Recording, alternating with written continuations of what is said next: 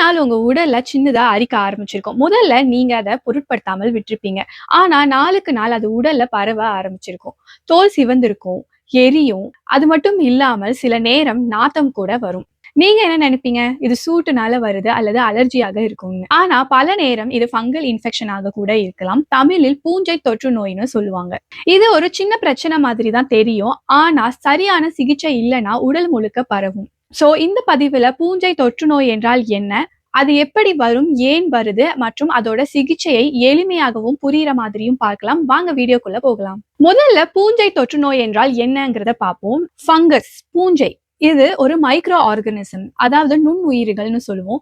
அது தோல்ல அதிகமாக வளரும் பொழுது இந்த ஃபங்கஸ் இன்ஃபெக்ஷன் வருது. பொதுவாகவே இந்த பூஞ்சை நம்ம தோல்ல இருக்கும். ஆனா அது பிரச்சனை கிடையாது. இந்த பூஞ்சையை சுற்றி இருக்கக்கூடிய சுற்றுச்சூழல் மாறும் பொழுது, அதாவது அதிக வேர்வை, சுகாதாரம் குறையும் பொழுது அல்லது எதிர்ப்பு சக்தி பலவீனமாக இருக்கும் பொழுது இந்த பூஞ்சை அதிகமாக வளர்ந்து தொற்று நோயை கொடுக்கும். இதுதான் அரிப்பு, தோல் தடிப்பது, தோல் சிவந்து இருப்பது, தேமல் போன்ற அறிகுறிகளை நமக்கு கொடுக்குது. ஏன் பூஞ்சை தொற்று நோய் அதிகமாக வருகிறது? பூஞ்சை தொற்று நோய் வருவதற்கான முக்கிய காரணம் ஈரப்பதம்.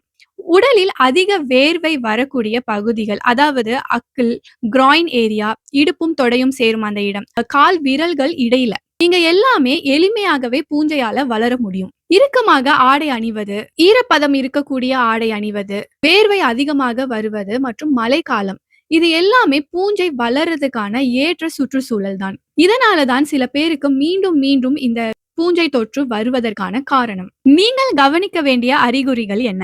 பூஞ்சை தொற்று நோய் வந்தால் சில பொதுவான அறிகுறிகள் இருக்கும். அரிப்பு, சிவப்பு நிற தடிப்புகள், வட்டமாக இருக்கும் தடிப்புகள், தோல் எரியிறது, தோல் உரியிறது, தேமல், சில நேரம் தோலோட கலர் கூட மாறலாம். பாதத்தில் பூஞ்சை தொற்று நோய் இருந்தால் துர்நாற்றம் கூட வரும். இது மெதுவாக தான் ஆரம்பிக்கும். ஆனால் பொருட்படுத்தாமல் விட்டீங்கன்னா பரவ ஆரம்பிக்கும். இதுதான் இதுல பெரிய பிரச்சனையே.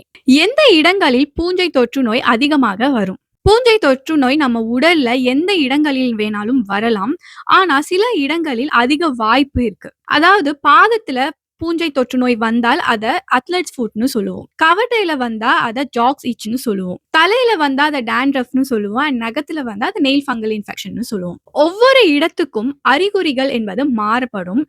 ஆனால் அதற்கு மூல காரணம் அப்படின்னு பார்த்தோம்னா அது பூஞ்சை தான். ஆன்டி ஃபங்கல் என்றால் என்ன? ஆன்டி ஃபங்கல் என்பது பூஞ்சையை கொல்லக்கூடிய அல்லது அதோட வளர்ச்சியை தடுத்து நிறுத்தக்கூடிய மருந்துகள். அது மாத்திரை, கிரீம், பவுடர் அல்லது ஷாம்பு மாதிரி வெவ்வேறு வடிவங்கள்ல இருக்கு.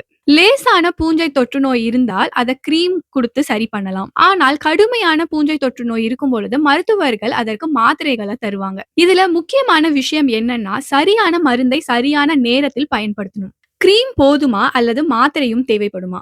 லேசான பூஞ்சை தொற்று நோய் இருந்தால் ஆன்டி ஃபங்கல் கிரீம் மட்டுமே போதும். ஆனால் அதை ஆரம்ப கட்டத்திலேயே பயன்படுத்தி இருக்கணும். ஒருவேளை அது பரவ ஆரம்பிச்சிருச்சு அல்லது கடுமையான பூஞ்சை தொற்று நோய் இருந்தால் மாத்திரையை தான் மருத்துவர்கள் கொடுப்பார்கள். பலர் பண்ற தப்பு என்னன்னா அரிப்பு நின்னதுமே கிரீம் பயன்படுத்துறத நிறுத்திடுவாங்க. அது பெரிய தப்பு. இதனாலதான் பூஞ்சை முற்றிலும் போகாமல் மீண்டும் மீண்டும் வரும். சிகிச்சை எவ்வளவு நாள் எடுத்துக்கும்? பூஞ்சை தொற்று நோய்க்கு சிகிச்சை சில நாட்களிலே நிவாரணம் கொடுக்கும். ஆனால் முழுமையாக பூஞ்சை தொற்று நோய் சரியாகிறதுக்கு சில வாரங்கள் எடுக்கும். அதனால இதுல பொறுமை அப்படிங்கிறது ரொம்ப முக்கியம். அறிகுறிகள் நின்றுச்சு அப்படின்னு நீங்க மருந்தை நிறுத்திட்டீங்கன்னா பூஞ்சை தொற்று நோய் மீண்டும் வரும். அதனால மருந்துகளை முழுமையாக முடித்து விடணும். மக்கள் செய்யும் பெரிய தவறுகள். பூஞ்சை தொற்று நோய் வந்தால் மக்கள் செய்யக்கூடிய பொதுவான தவறுகள்: மருத்துவர் ஆலோசனை இல்லாமல் மருந்துகளை எடுப்பது, ரேண்டமா ஒரு கிரீமை பயன்படுத்துவது, ஸ்டெராய்டு கலந்த கிரீமை பயன்படுத்துவது, மருத்துவர் கொடுத்த அந்த மாத்திரைகளை அல்லது மருந்துகளை முழுமையாக முடிக்காமல் இருப்பது. இது எல்லாம் பூஞ்சைகளை வலிமையாதான் ஆக்கும். சில கிரீம்ஸ் தற்காலிக நிவாரணத்தை தரும். ஆனால் அந்த பிரச்சனை மூல காரணமாக இருக்கக்கூடிய அந்த பூஞ்சையை அழிக்காது. பூஞ்சை தொற்று நோய் மீண்டும் வராமல் இருப்பதற்கு என்ன செய்யலாம்? பூஞ்சை தொற்று நோயை தவிர்ப்பதற்கு சுகாதாரம் தான் முக்கியம். உடலை ட்ரையா வைத்துக் கொள்ளுங்கள். அதிகமாக வேர்த்தால் ஆடையை மாற்றுங்கள். இறுக்கமாக ஆடை அணிவதை தவிர்த்துருங்க. டவல்ஸ், துண்டுகளை ஷேர் பண்றதை நிறுத்துங்க. சப்போஸ் நீங்க ஷூஸ் பயன்படுத்துறீங்க அப்படின்னா சாக்ஸை அடிக்கடி மாத்துங்க. இது எளிமையான குறிப்புகள் மாதிரி தான் இருக்கும். ஆனால் இதுதான் முக்கிய வழிகள் பூஞ்சை தொற்று நோயை தடுப்பதற்கு. நம்ம உடல் எப்படி பூஞ்சை தொற்றை எதிர்த்து சண்டை போடுது? நம்ம எதிர்ப்பு சக்தி வலிமையாக இருந்தால் பூஞ்சை தொற்று எளிமையாக வராது.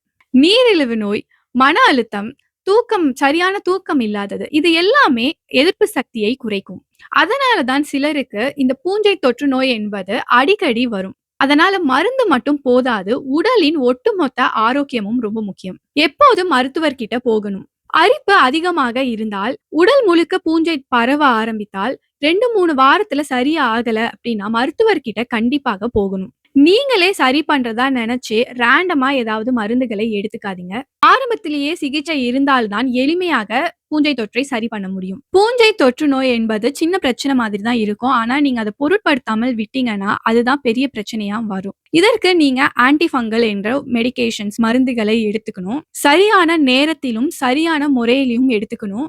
மருந்து மட்டும் போதாது. உங்களோட சுகாதாரத்தையும் நீங்க பராமரிக்கணும். உங்க உடல் குடுக்கக்கூடிய எச்சரிக்கை அறிகுறிகளை இக்னோர் பண்ணாதீங்க. இந்த கான்டென்ட்ட நீங்க பார்த்துட்டு இருக்கீங்க அப்டின்னா, எனக்கு ஒரு உதவி பண்ணுங்க. நீங்க எதற்காக இந்த கான்டென்ட்ட பார்க்குறீங்க அப்டிங்கிறது, அதாவது இந்த பதிவ எதற்காக பார்க்குறீங்க? உங்களுக்கு உதவுது அப்டிங்கிறதுனால பார்க்குறீங்களா? இல்ல நீங்க மாணவர்களா? அல்லது ஏதாவது ஆரோக்கியத்த பத்தி நீங்க தகவல்களை பார்த்துட்டு இருக்கீங்க. உங்களுக்கு தெரிஞ்சுக்கணும்னு ஆசை இருக்கிறனால பார்க்குறீங்களா?